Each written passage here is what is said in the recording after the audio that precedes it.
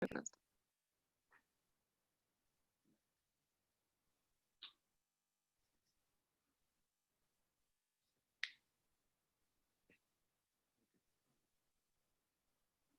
evening, everybody, and welcome to our fourth Women and Wealth webinar. Tonight, we are joined by the stunning Ilze Alberts, who's a wealth consultant, a family expert, a mentor, an international speaker, a published author, and most recently, a TV personality. We're going to hear from Ilze about how she creates generational wealth and how she mobilizes a family to think wealthy. Welcome, Ilze. It's a great privilege and honor to have you join us tonight. Thank you. I just want to correct it. I'm not a wealth consultant. I am a psychologist. Wealth psychologist, sorry. Also offer wealth psychology, yes. There we go. Welcome. And I'm joined again by Megan and Pam from our Women and Wealth team and Team Wealth Migrate. Welcome, ladies. Good afternoon. Good evening to everybody. We would love to know where you're coming from, where in the world that you're coming from. Just in the chat box at the bottom, pop there where you're calling from. I'm Megan. I've been with the company for 4 years. So people that don't know who Wealth Migrate is. So Wealth Migrate is an international real estate platform, online real estate platform that allows the 99% to invest like the top 1%. My passion for the reason why Women and Wealth came to be is not only during COVID are the women and the mothers at home are the ones that are seem to be struggling and having the hardships the most. So we put the Women and Wealth together so that we can uplift women and have them come out shining in the end rather than looking down, rather be grateful than not. And hello, everyone. My name again is Pamela, and I'm the Junior Company Administrator. I'm seeing the Western Cape is loving us today because most of our attendees are actually joining us from the Western Cape. So these other provinces need to wake up and join us because this is the last one for this month, for Women's Month. And without further ado, I think we can head on over to the rest of the presentation. Perfect. Thank you very much, Pamela. So yes, please do let us know where you're joining us from tonight. Welcome to everybody. We really do appreciate that you join us. Please pop any questions that you have along the way into either the chat box or the Q&A box, and we'll make sure that Ilze has a turn at the end to answer any of your questions that you'd like her to answer. So with that, we're going to kick off. We're going to dive right in. Cool. So I've got the first question. So I want to know from you, Ilze. You are a wealth psychologist. What is the difference between psychology that we all know and wealth psychology, and why did you specifically choose wealth psychology? Megan, I have been a psychologist and specifically focusing on family psychology for more than 30 years. And in 2015, I started to write my book, Passing the Torch, Preserving Family Wealth Beyond the Third Generation. I really incorporated into my psychology field, the field of wealth psychology. Now, the difference between psychology and wealth psychology is, in psychology, you work with the problems and the therapy, and wealth psychology, you work with the empowerment and developing the mindset that especially help men and women to create a mindset of wealth, and what I have incorporated with that, a mindset of wealth that will last for generations. So Ilze, the psychology of wealth is all about holistic wealth, not just being wealthy, monetary terms, but being in balance in total. So how do people attain this? Where do they start? What are the first steps for someone that is a total newbie at this? Lee, I want to first bring your attention to that the word wealth comes from the Welsh word well-being. So if you use the word well-being instead of wealth, it actually has a complete different meaning. And I am encouraging people to, yes, it is so important that you develop your financial wealth, but it also starts with a mental wealth, to understand that it's so important to have a mental mind model. Because if my mental mind model is one of poverty, of lack of I don't deserve, then money is not going to stay with you.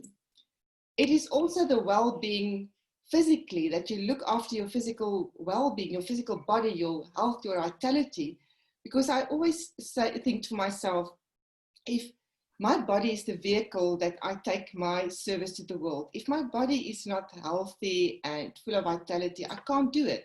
In fact, I started my day at 5 o'clock this morning, and I've spent my whole day in working with clients, and I still feel absolutely energized because I so love what I do.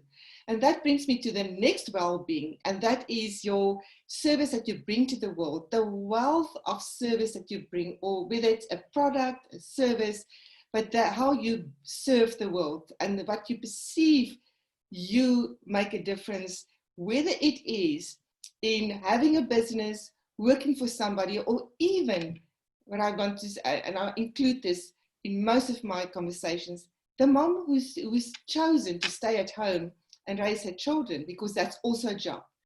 Then well-being is definitely also the wealth of family relationships that you have, and the wealth of spiritual vision and mission and purpose that you have. Because when you tap into all that well-being, all that wealth, then you realize something.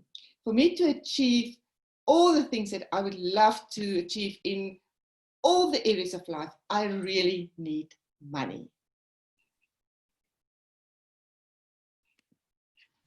That is awesome. It's great to hear, all these different definitions, especially from a psychologist.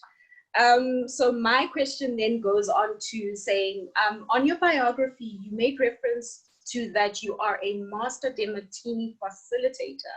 Whoop, that is a bit of a tough one. Can you tell us a bit more about how you align with him and his teachings? Okay, I met his work in 2006. That was 2 years after I have lost my previous husband through a sudden death. And even though I am a psychologist and I know how to help people very, very, very well, I just couldn't help myself. And I discovered his work, and it made a significant impact on my life. It changed my whole life, and I became from a weeping willow and a weeping widow to really taking charge of my life again, and knowing that I'm living with a purpose and I'm here to make a difference.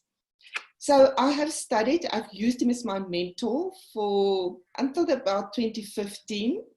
I've spent about 8 years as a psychologist, also mastering the art of the Demartini approach and Demartini method. We are a handful of Master Demartini method facilitators in the world, but it had become a way that I do my own life.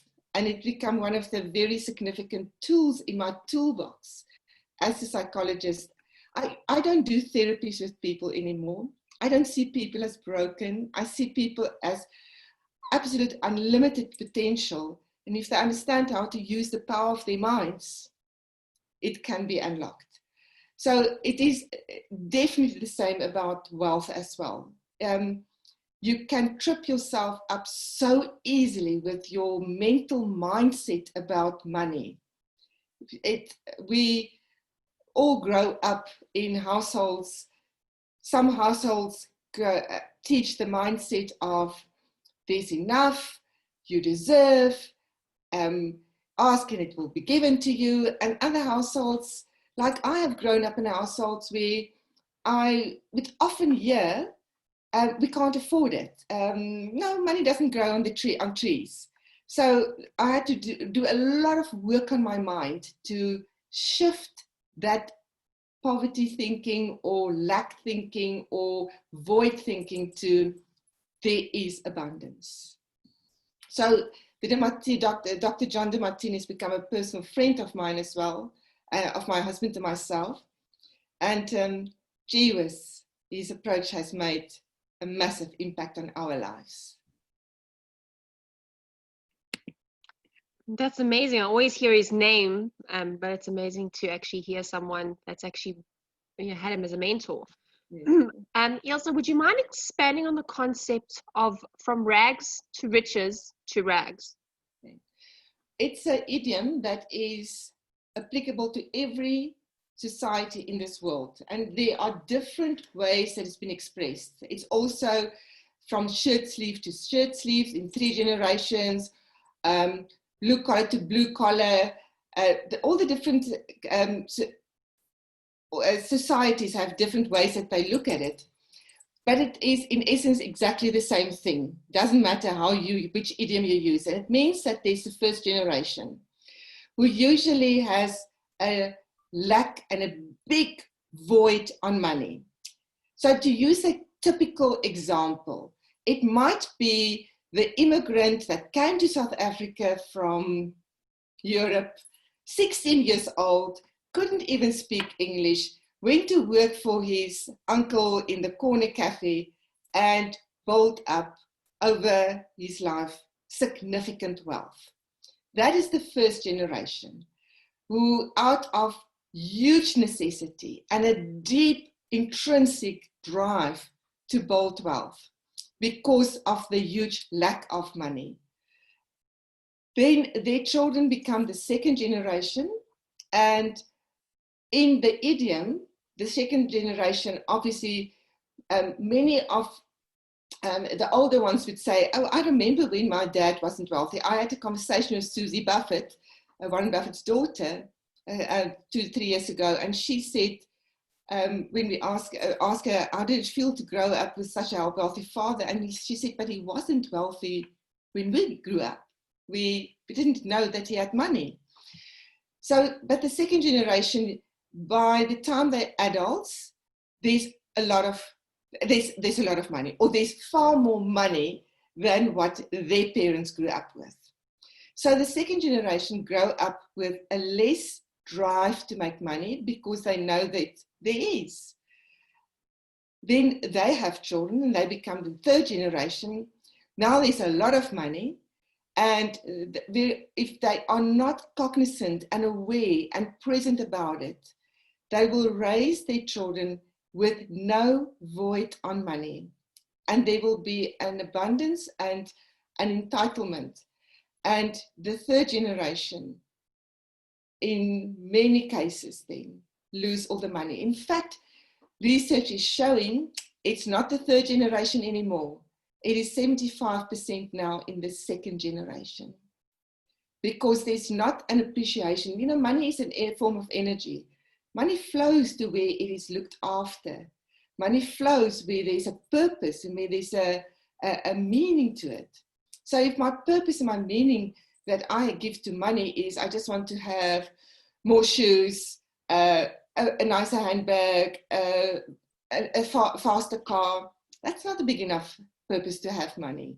But when a purpose to have money is to grow a business, to create more employment, or to contribute to a cause, or to make a difference, then money has a much bigger purpose, and then money flows more to that. So for all of us, for human beings to live a purpose and to live with meaning and to want to give a service to the world, it's so important that there must be a perception that something is missing, that there's a lack.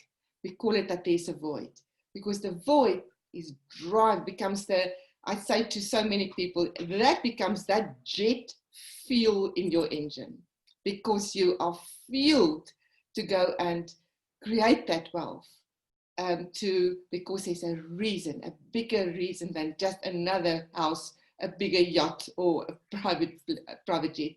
Of course, those things are nice to have, great to have, but that is not the big reason for money. That's nice to have money. Absolutely. And so I suppose there's lots of emotion that is around money, around wealth, around finances. And you are often heard quoting, emotion destroys wealth, strategies build it. So can you tell us a bit about emotions and wealth and how they either work together or work against each other? And that once again is Warren Buffett. I had the privilege to have been in his presence a couple of years. My husband and I would go to the Berkshire Hathaway AGM and shareholders meeting, when we still had the privilege to travel. So that comes from him, and it made such an impact on me, because I understand as a psychologist and a human behavior specialist that our emotions drive our behavior. So I want to give an example. When I work, for instance, and I've been working today with a woman who is busy going through a divorce. Her husband had been the main breadwinner, and she was contributing, but she's not able to be financially dependent on her own. And she's fearful.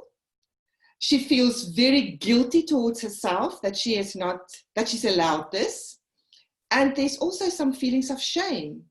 So I'm helping her to break through those feelings and get to see how it's actually this, what is busy happening to her, is giving her an absolute opportunity to reinvent herself, to find her own power. I have seen women rise up out of the ashes of divorces and retrenchment and failed businesses because they said they changed their mind, they changed their emotions. As long as you feel shame about money, money will not flow to you. As long as you have fears about the loss of money, your fears will come true because you will attract that. So guilt about money also pushes money away. It was so interesting for my mother-in-law. She's not with us anymore. She died last year, but she grew up in a very, very wealthy family. Her dad had diamond mines in the Kimberley district, and she's a typical third generation who lost it all. But what was so interesting for me as I got to know her is her guilt that she had about the affluent way that she grew up, that she became an over pleaser, wanting to rescue people, always feeling I have to make up for that privilege that I had of growing up. And we did a lot of mind work with her to shift it, because she was locked in rescuing. She ended up looking after so many people, and she didn't have money herself in the end because her guilt drove her, until she broke that guilt and she became grateful for the way that she grew up. So she was one of my driving forces, as well as my own parents. My dad also grew up as a wealthy man. He told us at the age of 18, I mean, he would have been in his late 80s already now. At the age of 18, he had a sports model car. And when my mom and dad in their old age, we ended up looking after them because they also didn't know how to look after the wealth, and they lost it. So that became such a driving force to me to find the answer. How do we transform that? Because I want my children to do it differently. And that was the whole purpose and reason for me to write my book. I wrote it actually initially as a manual for my kids. And I am so, so grateful that it became an internationally published book, published by Bloomberg and Wiley. So that to me still it's still a big, big moment for me to think that that happened. Wow. From that one question, I felt like you took me on a roller coaster ride. Like I went up because you said, like women, you know, like phoenixes, we rise and all of that. And then to your mother-in-law, and to, you know, how you wrote a template for your kids. That was a roller coaster for me. So for me, I would just like to know then, how does money buy your happiness? Well, I was interviewed a couple of years about it. I'm sure the YouTube clip is still on my channel. Yes, money definitely buys happiness, because it gives me opportunity to give my children the best education. We have the best medical care that we can have in South Africa. I can fly down to Cape Town when I want to. I don't have to take a two-day road trip. It gave me all the money I needed to do my huge investment in all my mentoring with Dr. John Demartini, which was really a lot of money.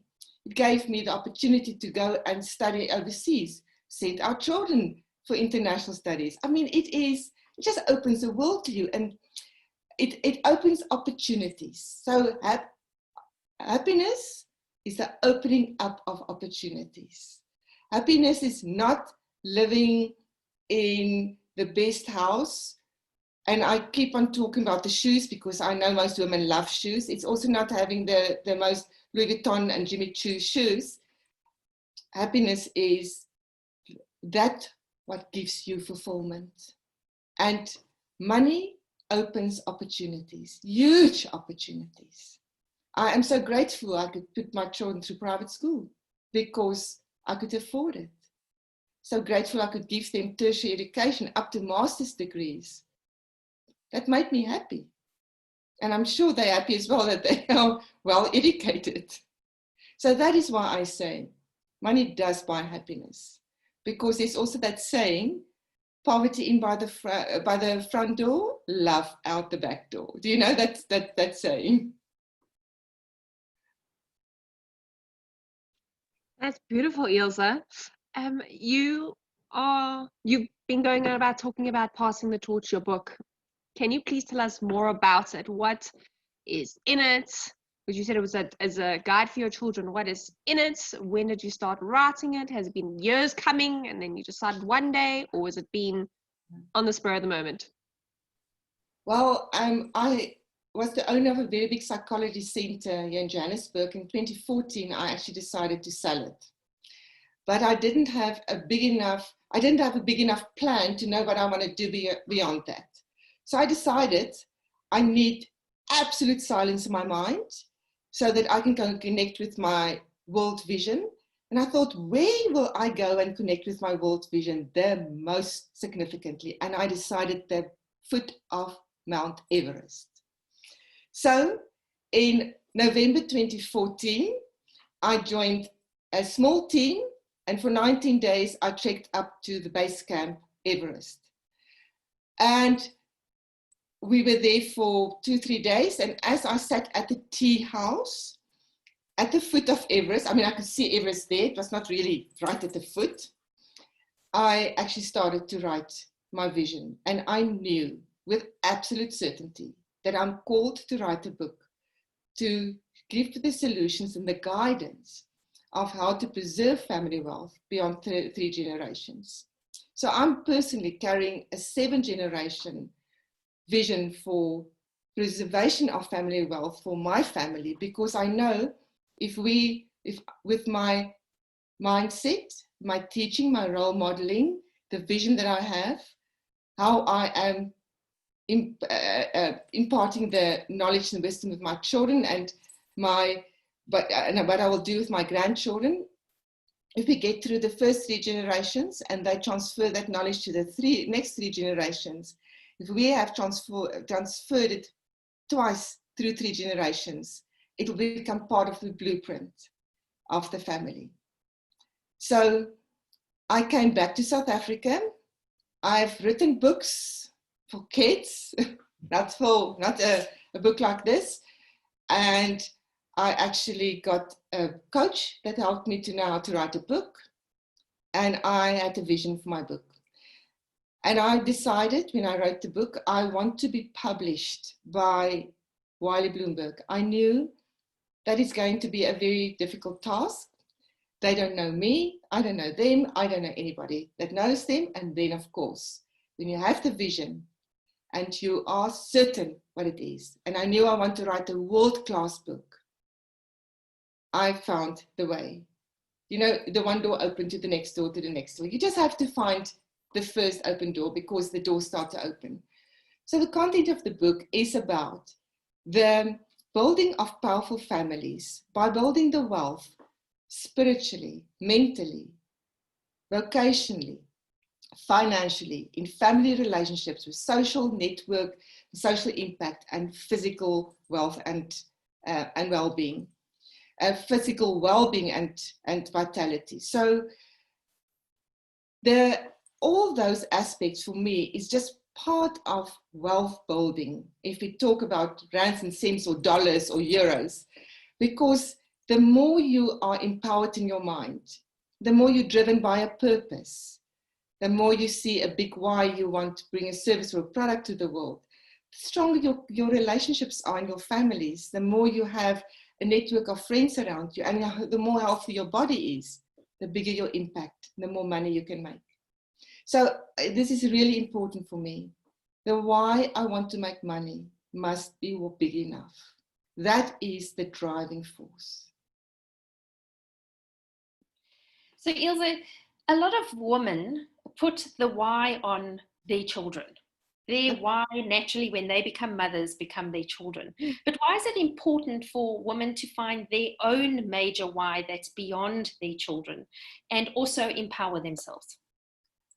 In your first, so I just want to quickly explain something. Jung has a beautiful way to explain the developmental phases of adults. We have two major developmental phases. So the first developmental phase of an adult is the phase of becoming.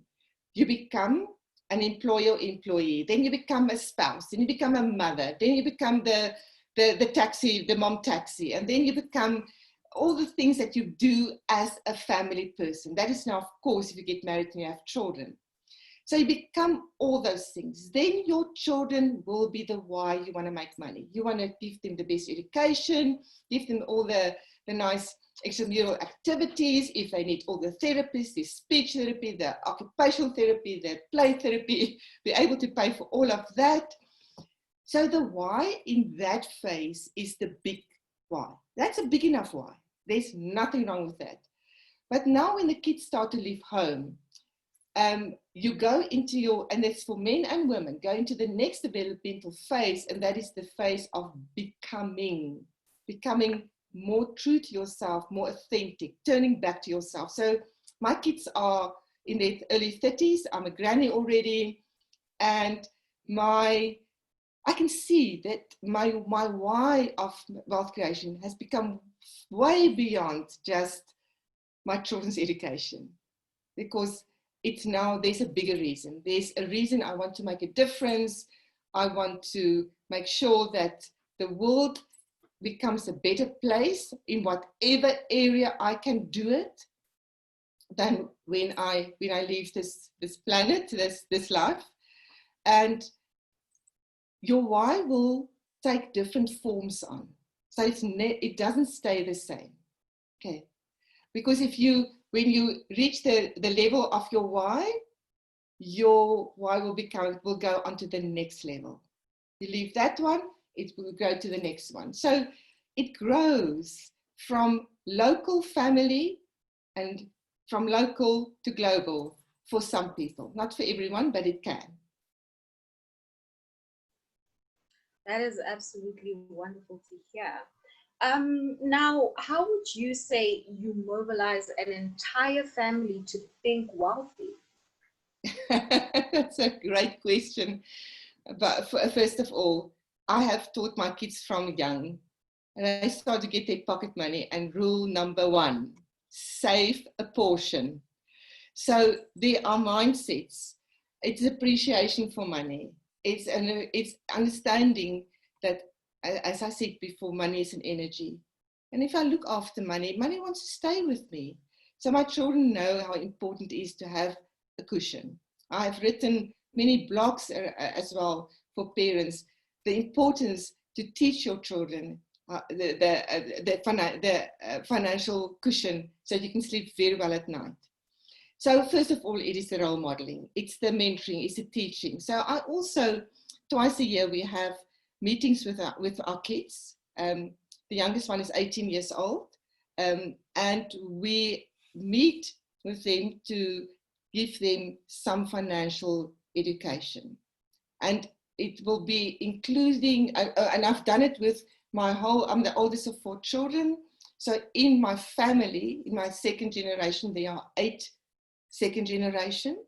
So we will be running, my husband and I will be running workshops with them, retreats with them, where we teach them about the mindset of money, how to connect with their purpose, how to have a vision, how to know to handle the emotions around it. And we impart our knowledge. How I help families to do this, where they want to really train and teach their second generation. We run family meetings. And in the family meeting, I usually will show them, I've got a presentation that is built on my book, Passing the Torch, Preserving Family Wealth Beyond the Third Generation. Then we talk about it. We'll often then also invite the first generation to ask their trustees to come in, or their accountant to come in and just explain more to the children about the trust, if there's a family trust, for instance. So it is sharing information, spending time with them, imparting your knowledge with them. And so to give an example, my daughter is 33 years old, and when she was 28 years old, I gave her 50% shares in a business that I had at that stage, and I sold it to her for 10 Rand. Then she came and said that after a year, because I wanted to get her off the ground, I was not interested in the business. I really needed someone else to take over. And I gave her the springboard. Then a year later, she did such a sterling job that she came to me and said, now she wants to buy my partner out. Now the business was making a lot of money. So the 50% shares of that partner was now far more money. You know, it was worth a lot. So I said to bring me a business plan. And my husband and I looked at the business plan, and then we gave her a contract that we will loan the money to her at a certain interest rate. This is the payment plan, and she paid every cent back according to the payment plan. So what we did then is we want to really empower her. We wanted her to see it's up to her. She could do it. And she said afterwards, she was so proud of herself. Initially, when we told her she must pay us back, she said she was so angry. She said, why on earth are we wanting to do that? And I said, because we wanted to show you how powerful you are. So that is how those are practical ways that we do it. It live by example. Wow, yes, that's amazing. Wow. What would be one takeaway from your book, Passing the Torch, that you would like to share with those that have joined us this evening? For you to have a mindset of wealth creation that goes beyond just your lifetime, it's important that you know why you want to do it. I come back to the why. You must be certain about it. You know, I have been I loved many years ago when I read Think and Go Rich, Napoleon Hill, for the first time. And it made such an impact on me. I mean, he wrote this book in the 1920s, and that was possibly the first self-help book ever written. And it was just such a powerful message. And this is my message as well from the book. Know what you want. Know what your burning desire is. Put the action steps in place. Daily, with perseverance, with delayed gratification, with gratitude, with a mental mindset where you know how to handle challenges and pains and losses, how to handle it when I lose money, and how not to go for the quick fix and I will get rich overnight, but the delayed gratification, strategic plan, how I'm going to do it. But it starts with there must be a good reason. I love how you always bring it back to the why. It's such an important message that you're sharing. Is this what you are covering in the TV show and series that you are involved in now? Or tell us more about that and how you are becoming a TV star. Well, we are actually busy filming season 2 already of Saving Our Marriage, of which I'm the anchor psychologist. And the first season was in 2018. So how did I get it?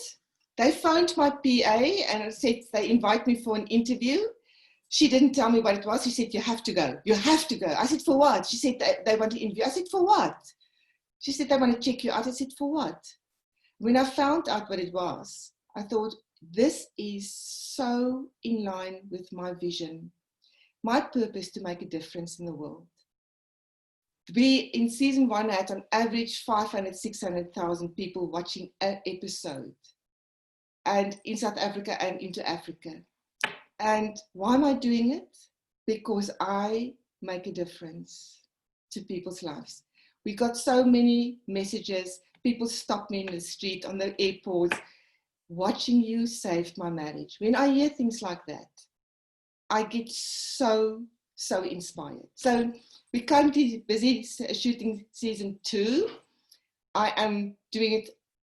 So I'm currently working 7 days a week, because Saturdays and Sundays we shoot Saving Our Marriage.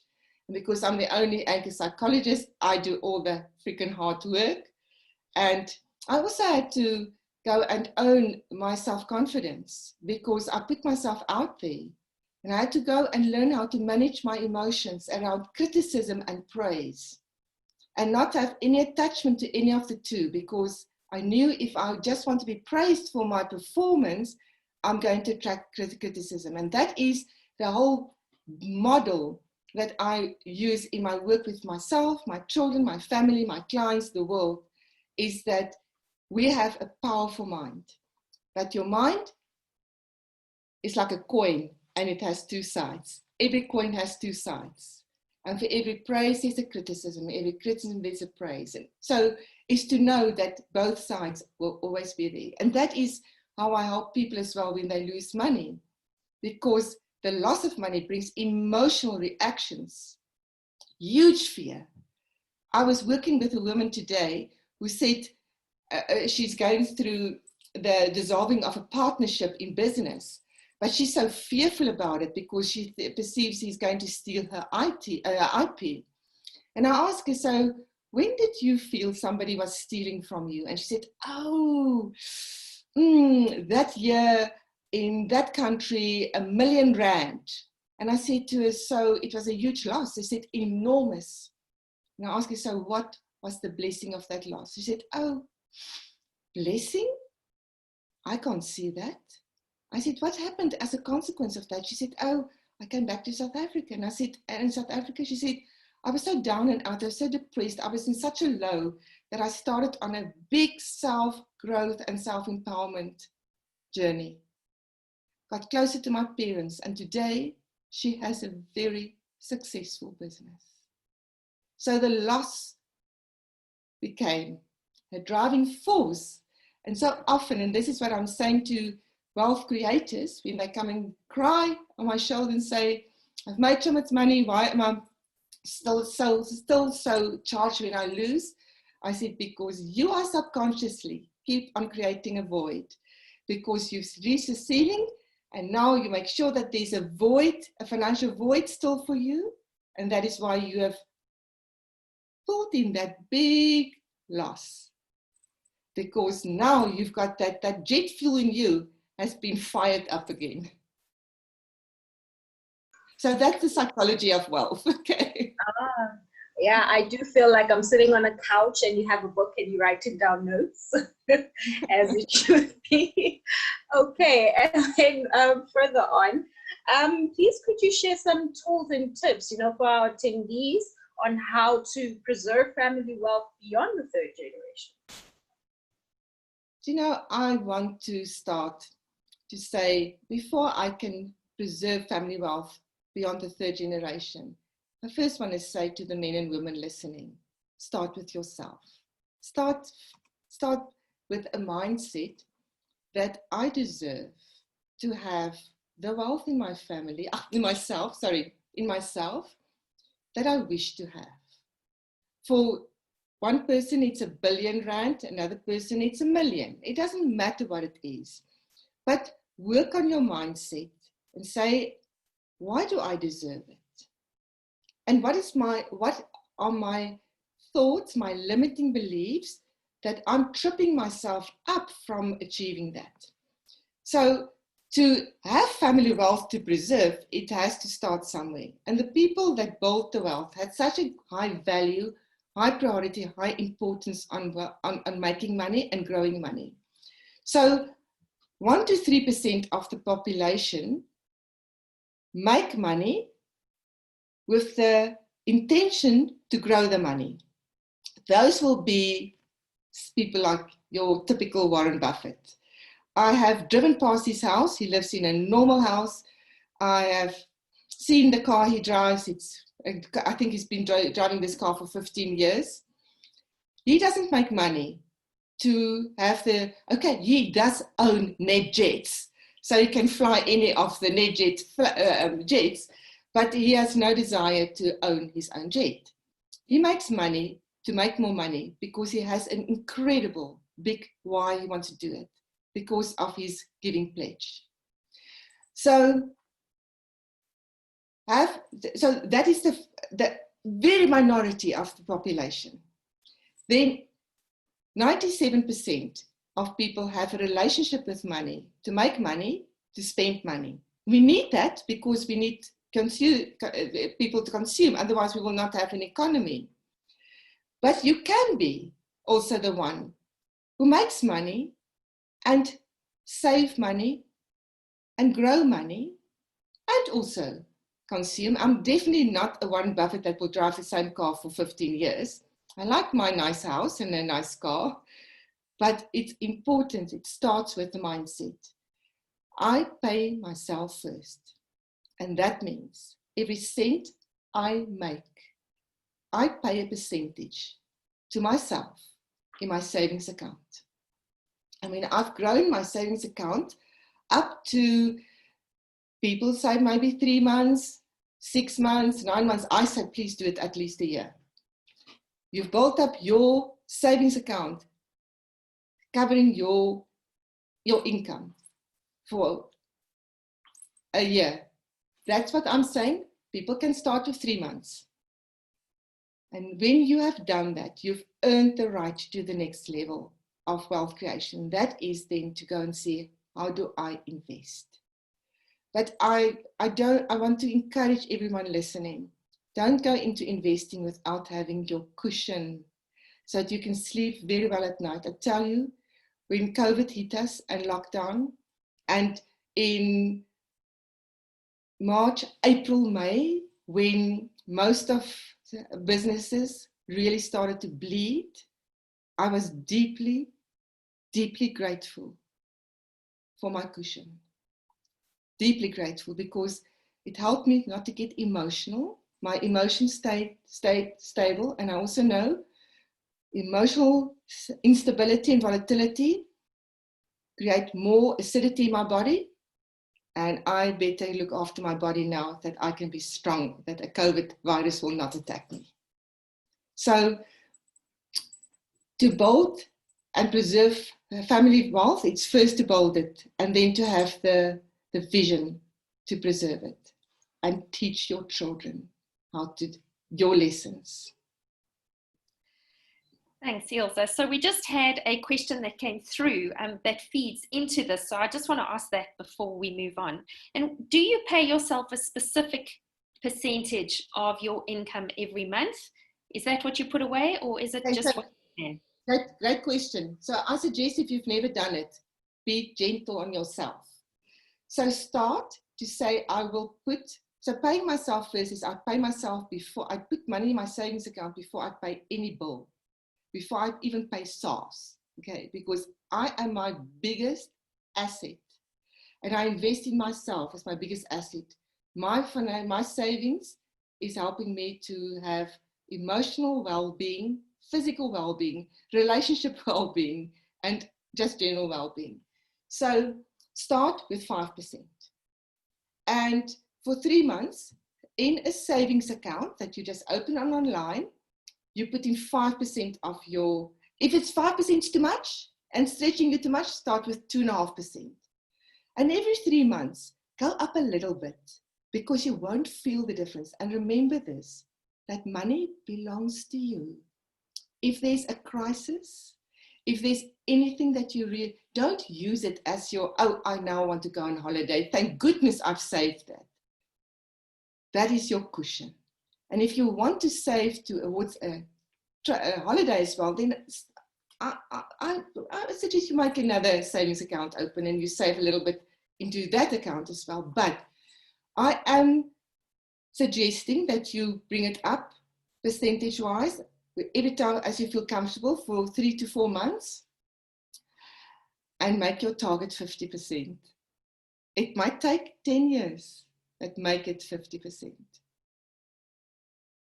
But start. Pay yourself first in your, I call it my immortality account, so that my money will last for immortality. And my emotions will stay calm. I want to live long. I have a wonderful marriage. I have a grandchild that's only 2 years old. I want to live long to make a difference in this world and enjoy my family. And for that, money helps.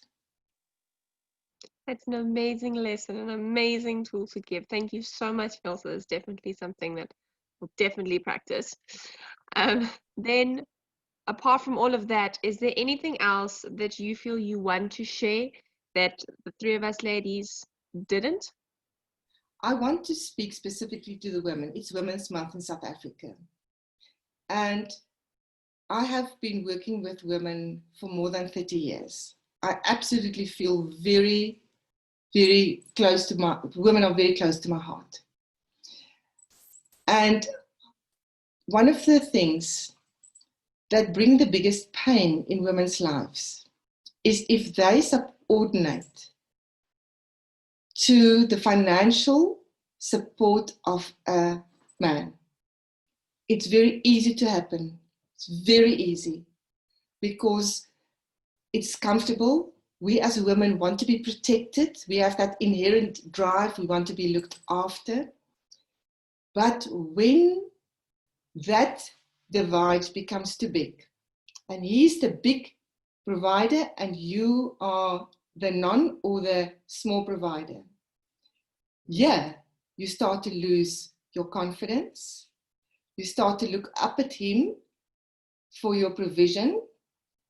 It creates a disrespect, conflict, and when this relationship, for some reason, and 50% of relationships end in divorce, you are buggered because you have not looked after yourself financially. So I want to really encourage women, not for fear of divorce. It had been one of the biggest gifts I've given myself, to empower myself financially. And it came from voids, from huge perceptions of loss, from not having. When my husband died in 2004, at that stage, I didn't inherit. There was not money to inherit, and it was all up to me.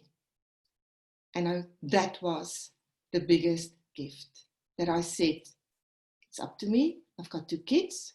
I'm married again, and that's why I have a 3rd child of 18 years. It's my heart child, not my blood child. But that became my absolute why. My kids were still at school. I didn't inherit money. And that was, I say till today to him, thank you. I empowered myself financially. It was freaking scary. It was overwhelming. It was very scary. But I am so grateful I invested to myself. And I started with a small savings account. And it took years and years to build to a nice nest egg.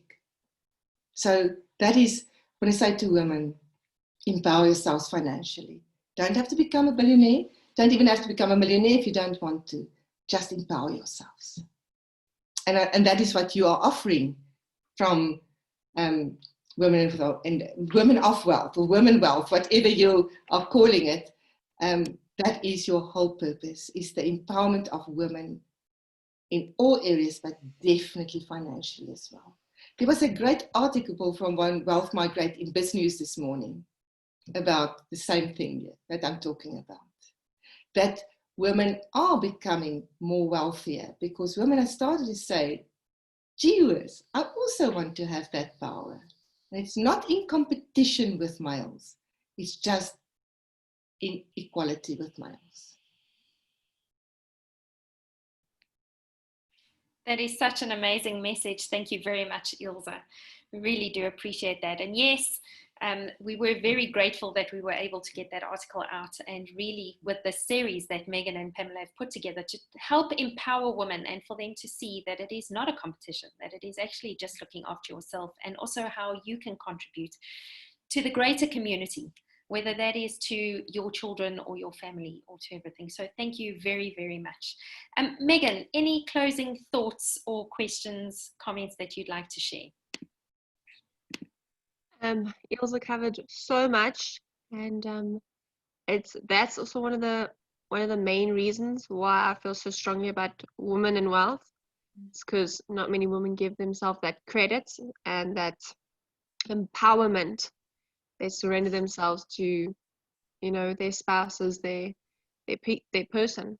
And whenever Scott does a presentation, he always has a fact where less than 1% of the world's wealth is held by women, which is a super scary, skewed statistic. And definitely following that article today, that is definitely on the rise, and we as women will definitely rise up and start making a huge difference. And we're going to come, when we come, we're going to come hard, and we're going to come fast. Better watch out. Yeah, I think it's just really important that we don't do it in competition with men.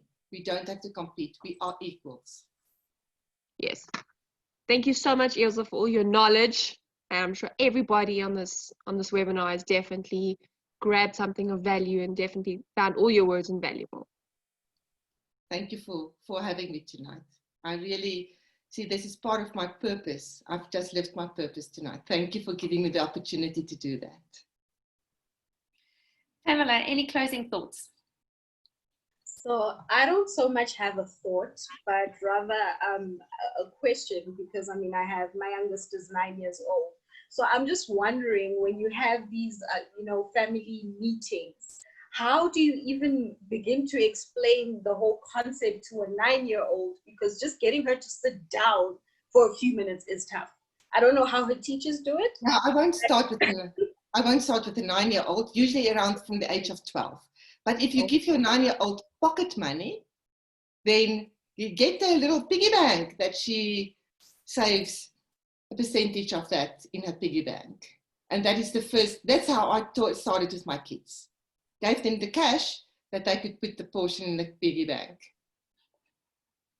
Definitely insightful. I think I will try that and see what happens, because yes, when you do give them pocket money, the shop is the first thing on their minds, or a game or a toy or something. Sure. So I'll definitely give that piggy bank thought a try and see how it goes. And I'm hoping that this is the beginning to a very wealthy young woman.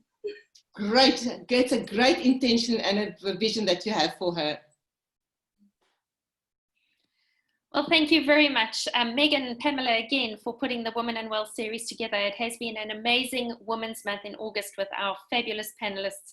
Ilze, you were absolutely amazing tonight. We couldn't have asked for a better speaker to come and share knowledge with us and really empower us as women to end off our Women Month. So thank you very much for your time and your insight. I am sure that there's going to be a run on your book now, because there are so many people sitting there thinking we can do this as a family and we can really make a change. So thank you very much to all our attendees for spending the last hour with us. We really do appreciate you. We are grateful for your time and for your constant support. So wherever you are in the world and whoever you are with, be brave, be safe, and be blessed. Good night, everybody. Take care. Good night. Good night. Bye, everyone.